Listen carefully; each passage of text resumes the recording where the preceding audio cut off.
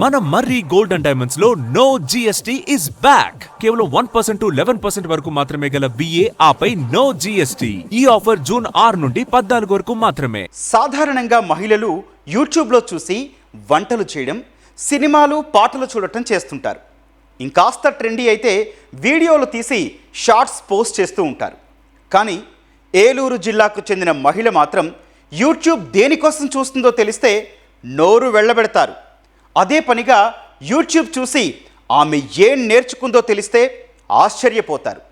ఆమె search history చూస్తే వామ్మో అనక మానరు. ఇంతకీ ఆమె యూట్యూబ్లో దేనికోసం వెతికింది, అక్కడ సేకరించిన సమాచారంతో ఏం చేసింది?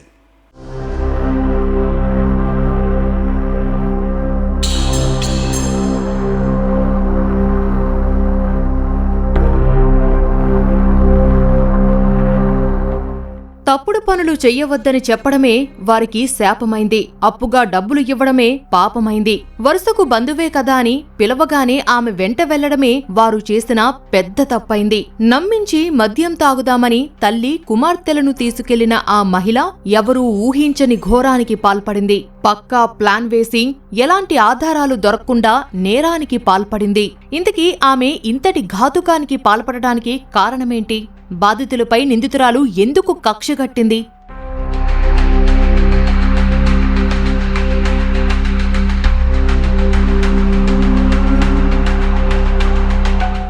ఏలూరు జిల్లా ఉంగుటూరు మండలం నల్లపాడు సమీపంలోని జీడిమామిడి తోటలో జంట హత్యలు తీవ్ర కలకలం రేపాయి. చనిపోయిన వారు అనంతపల్లికి చెందిన గంటా ఆంతోబాయితో పాటు ఆమె కుమార్తె అంధురాలైన మద్దా వెంకటలక్ష్మిగా పోలీసులు గుర్తించారు. అసలు వారిద్దరూ జీడిమామిడి తోటలోకి ఎందుకు వెళ్లారో పోలీసులకు అర్థం కాలేదు. నిందితులు కూడా పక్కా పథకం ప్రకారం సీసీ కెమెరాలకు చిక్కకుండా చాలా జాగ్రత్త పడ్డారు. అసలు వీరిని ఎవరు చంపారు, ఎందుకు చంపారో తెలియక పోలీసులు తర్జన భర్జన పడ్డారు. వందల సీసీ కెమెరాలు జల్లెడ పట్టగా దూబచర్లలోని ఓ సీసీ కెమెరాలో చిక్కిన దృశ్యాల ఆధారంగా ఈ కేసును ఛేదించారు.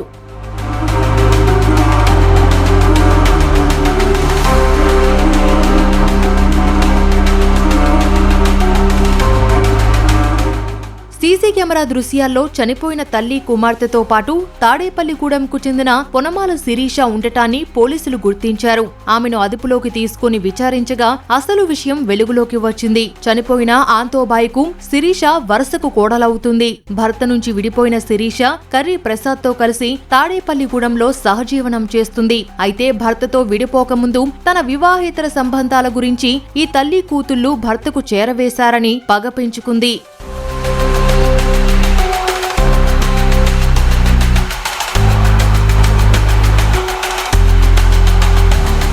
భర్తతో తాను విడిపోవడానికి వీరే కారణమని కక్ష పెంచుకుంది. అలాగే అత్త ఆంతోబాయి వద్ద శిరీష ₹1,00,000 అప్పు చేసింది. తల్లి కుమార్తెలిద్దరి అడ్డు తొలగించుకుంటే తన కక్ష తీరడంతో పాటు డబ్బులు తిరిగి ఇచ్చే పని ఉండదని భావించింది. హత్య ఎలా చెయ్యాలి, పోలీసులకు దొరకకుండా ఎలా తప్పించుకోవాలని యూట్యూబ్ లో చూసి మరీ పక్కాగా ప్లాన్ వేసింది.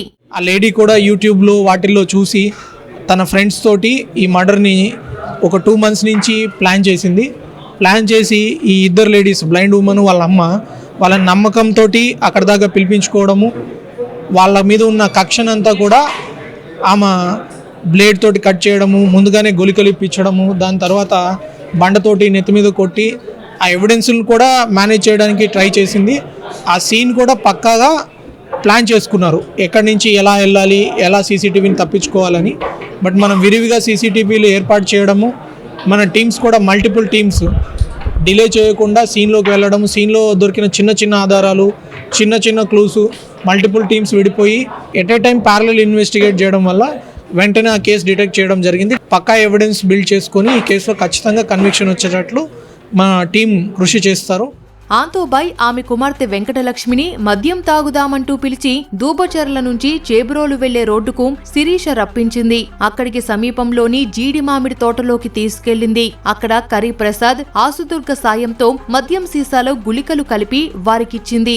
వారు మందు కలిపిన మద్యం తాగి స్పృహ కోల్పోయిన తర్వాత బ్లేడ్తో గొంతు కోయడంతో పాటు తలపై రాయితో విచక్షణారహితంగా కొట్టారు. హత్యలు చేసిన తర్వాత వారి ఒంటిపై ఉన్న నగలతో అక్కడి నుంచి పరారయ్యారు. అవసరం ఏంటంటే ఒకటి ఈ అమ్మాయి బ్యాడ్ క్యారెక్టర్ అని చెప్పేసి వీళ్ళు ప్రాస్టిట్యూషన్ వేరియస్ యాక్టివిటీస్ ఉన్నాయి.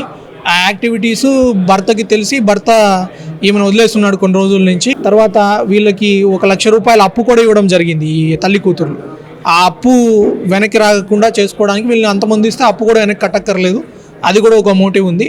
మెయిన్ మోటివ్ అయితే ఈ అమ్మాయిని బ్యాడ్ క్యారెక్టర్ చేసింది, ఈ అమ్మాయి వల్ల భర్తకు దగ్గర అవ్వలేకపోతున్నానని ఒక మేజర్ మోటివ్ అది. సీసీ కెమెరాలకు దొరకకుండా నిందితుడు అన్ని జాగ్రత్తలు తీసుకున్నప్పటికీ అదే సీసీ కెమెరా దృశ్యాల ఆధారంగా దొరికిపోయారు.